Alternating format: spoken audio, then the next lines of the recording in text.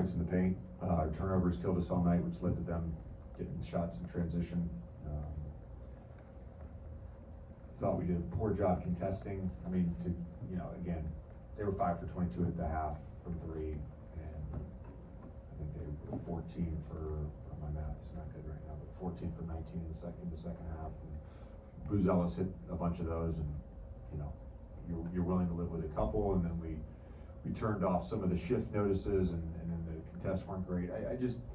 You can certainly get into the technicality of it, and you can certainly get into the turnovers for us offensively and how that kind of destroyed our rhythm, but the disposition and the mentality, I don't know if we assumed because we had everybody back that it was just going to be like it was 3 weeks ago, and that's just not the way this works. I think the guys know that, and I'm not saying that's what they assumed. You'll have to ask them that. The thing that we have talked about all season long, though, is grace, and so the group inherently gets some grace for what this last 3 weeks has looked like, and it's not an excuse. It's just the nature of where a group felt very connected, and then you lose some games on the road, you have some injuries, all that stuff. You got to get reconnected, and that's where our group will get there. We, however, don't have a lot of time to do that, and it's got to be now. It can't be in a week. It can't be in 2 weeks. It's got to be now. It's got to be Monday morning in our film session, in our walkthrough for Orlando. So again, I give the group. I love my team. I love those guys. That was the worst our defense has looked, frankly, maybe all year, but certainly in the last 3 months. To follow up on one of the things you said, with LeBron Rui coming back, do you think there can be a collective almost? Okay, that this is going to be good now. This is going to be settled, and maybe you lose some of that, not the edge, but just that. Is that natural? Can you feel that once the game starts? Yeah, I mean, I think that's the word that we've used a lot is edge, and you gotta play with an edge. And I told them this just now, and I don't think this is like a secret, so I'm comfortable sharing this. But our success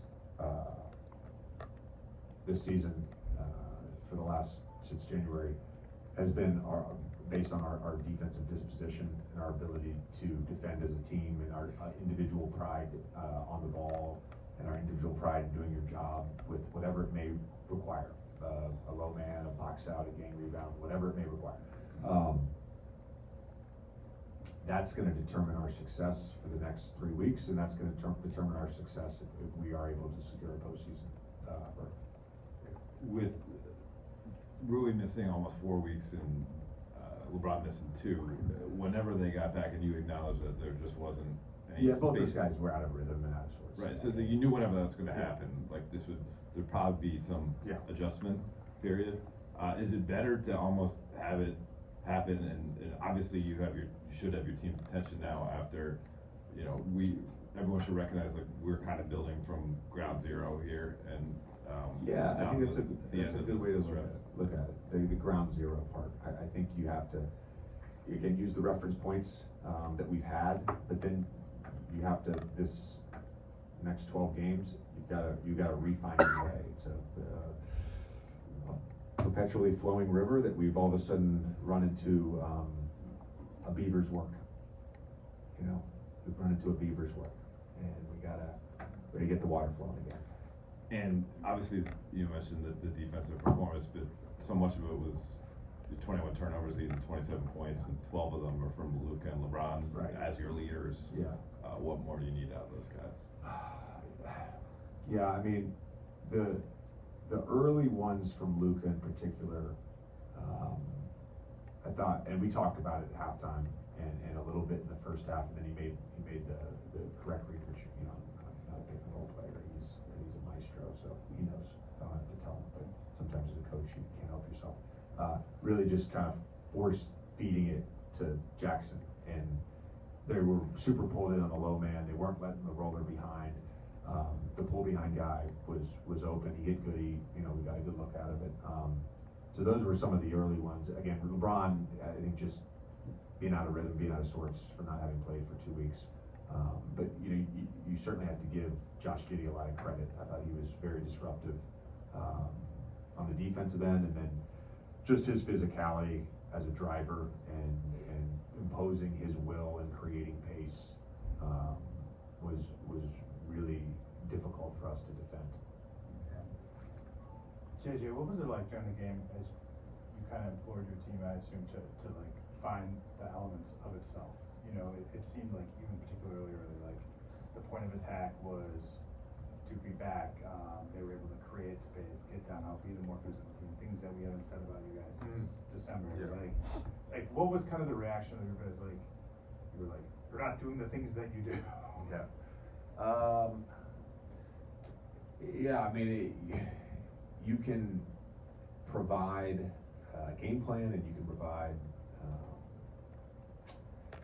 the other team what they're trying to get, how we're going to try to take it away, and then you can watch the game and be like, oh, it's gonna be hard for us to do that tonight. And I do.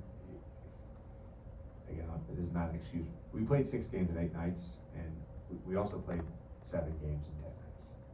Like, honestly, I thought when we came out, we looked flat, we felt flat, we moved flat. They just moved better than us all night, and we, it's as much as you can kind of like tweak certain things. We took some of the taser shifts off in the second half.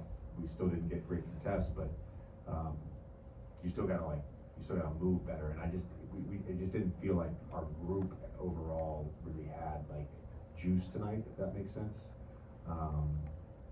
We gave up, what is it, 65 in the first half? Yeah, 65 in the first half. And we were down 3, and Luka was, made some insane shots, and could easily been down 15 to 20, and then we gave up 81 in the second half. Thanks, Coach.